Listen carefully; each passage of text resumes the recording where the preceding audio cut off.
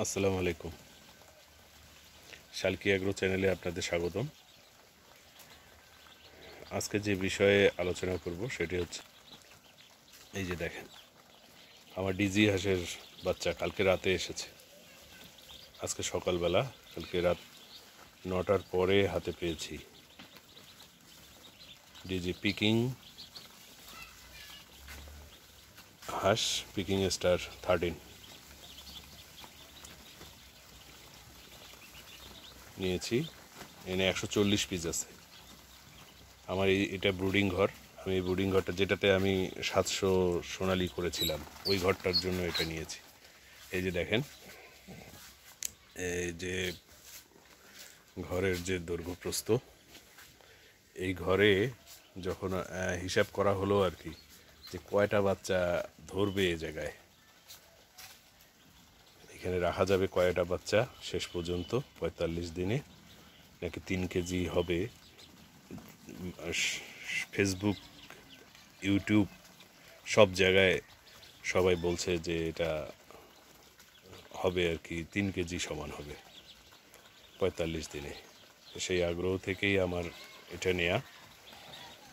আর যেহেতু ফার্মেন্টেশন সম্বন্ধে সবার সাথে কথা বলি, নিজে করি, যেহেতু ওষুধ, যে মেডিসিনটা দরকার হয় সেটা নিজেও আমি নিজেই প্রস্তুত করতে পারি, তো সেহেতু এটা যদি আমি ইউজ করি, ফার্মেন্টেশন রেখে খাওয়াই, খাওয়া খরচটা কতটুকু কমে এবং কি লাগে সেটা আমি আপনাদের সঙ্গে অবশ্যই শেয়ার করব। আজকে প্রথম দিন হিসাবে যে পরিচর্যা চলতেছে, সেই পরিচর্যায় গতানুগতিক এখন পর্যন্ত কোনো অ্যান্টিবায়োটিক দেওয়া হয়নি। লাইসোভিটের পানি চলছে। রাতে এনে দিয়েছিলাম লাইসোভিটের পানি, সকালেও পানি দেয়া আছে। আর আরেকটা ওষুধ যেটা দিয়ে আমি ব্রুডিং করব, এই যে ক্লাইমক্সভেট,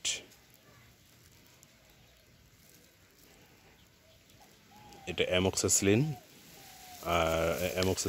দিয়েই করব আর কি। এটা অপসোনিনের একটা কোম্পানি। যেহেতু 140 পিস মুরগি আছে, তো আমার এই হাঁস আছে, এই জন্যে বড়ো কোনো প্যাকেট নেইনি, এটা ছোট প্যাকেট এটা পেয়েছি। যদিও অ্যান্টিবায়োটিক আমার করার কথা না, তারপরেও রেখেছি। এখনও কোনো অ্যান্টিবায়োটিক ইউজ করিনি, করারও ইচ্ছা নাই। যদি প্রয়োজন হয় সেই ক্ষেত্রে এর সাথে একটা এনজাইম দিব। আর যেহেতু এনজাইম বলতে এই যে প্রোজাইম ভেট অথবা প্রোবোজাইম একমি অথবা আপনার স্কোয়ারের যে কোনো একটা ওষুধ দিয়েই এটা খাওয়াবো। এবং তাদের, আমি খুব ইয়েতে ছিলাম যে আমাদের এদিক কালকে প্রচণ্ড ঝড় বৃষ্টির আশঙ্কা ছিল, বৃষ্টি হয়েছে, ঝড়ও সেই রকম হয়েছে হালকা। তারপরেও একটু ভয়ে ছিলাম কারেন্ট চলে যায় নাকি। ব্যাকআপ হিসাবে সেরকম কিছু রাখতে পারিনি, তারপরও আলহামদুলিল্লাহ যে কারেন্টটা যায়নি। সারা রাত ভালো তাপ পেয়েছে, একটি বাচ্চাও এখন পর্যন্ত নষ্ট হয়নি আলহামদুলিল্লাহ। আমি আশা করছি এখন আর বাচ্চা নষ্ট হওয়ার কোনো সুযোগ নেই। তারপরেও কি হয় সেটা আপনাদের সঙ্গে তো অবশ্যই আমি কথা বলবো, জানাবো কি হচ্ছে এদের। আর একটা জিনিস আমি বলতে চাই, আমার এই ঘরের দৈর্ঘ্য প্রস্থর ব্যাপারে বলছিলাম সেই সময়।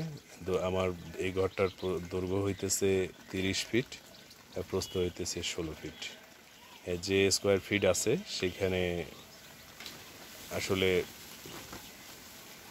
3 স্কোয়ার ফিট হলে, এটা 3 স্কোয়ার ফিট যদি একজনের লাগে, তা আমার সবাই আমাকে বলছে যে এখানে এত কম বাচ্চা নিলা কেন, এটা কেন, ওটা কেন।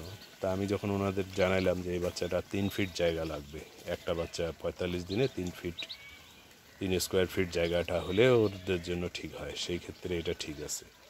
তো তো আমিও আসলে একটু প্রথমে দিয়ে যে তাহলে একটু বড়ই হোক, দেখি জায়গাটা একটু কমই থাক আর বড় থাক, একটু এদেরকে অবস্থাটা দেখি আর কি কী হয়। তো কালকে রাতের চেয়ে বাচ্চাগুলো এখন অনেক ঝরঝরা আছে। এখন সেই ধরনের কোনো ধরনের আলাদা কোনো মেডিসিন কিংবা কোনো কিছু করিনি। এটা শুধু ইয়ে দিয়েই চলতেছে, লাইসোভিটের পানি চলতেছে। আলহামদুলিল্লাহ ভালো আছে। আর এদেরকে আমি ফার্মেন্টেশন খাওয়াবো। এদের এদের এদের যেটা করতে হবে, 10 দিন পর্যন্ত এরা স্টার্টার খাবারটা খাবে।